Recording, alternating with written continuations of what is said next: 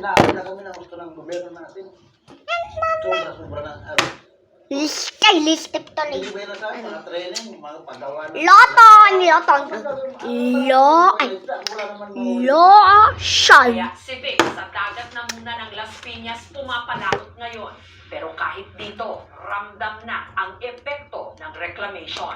Yung dating ako sa nangaranganan niya. Nung mga tambak, Ay, niya. epekto nun sa Ay, niya. Yung isda, po siyempre, maghanap yun ng yung mayamon na tubig para makapaglagulang sila. Bukod yun sa tambak na yun, yung ginagamit nila ng mga barko, sa sobrang ingay, siyempre, aalis talaga yung yung isda.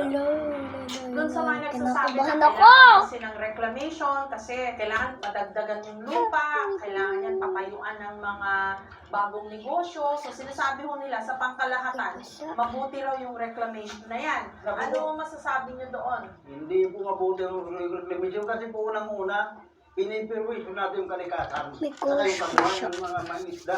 Wala na. Halos mga 80% yung pagbagsak na kanilang kita, yan din yung pagkawasak, no? Ng mga coastal area natin. Papap, Tuwing namin bulong-bulog. ng mga mangisda.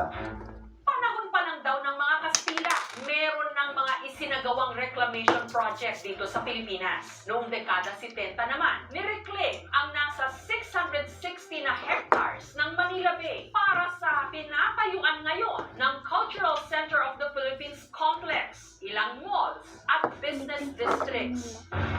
Pero taong 1993, ipinasa ng syudad ng Maynila ang City Ordinance Nangangati ako, teka lang, guys.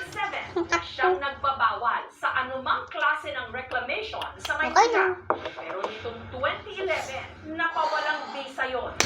Pero nito lang nakaraang taon, ipinahinto ni Pangulong Bongbong Marcos Jr. ang nasa mahigit 20 Guys, reclamation project sa Manila subscribe Bay. for sa lotion, gamot, subscribe lahat.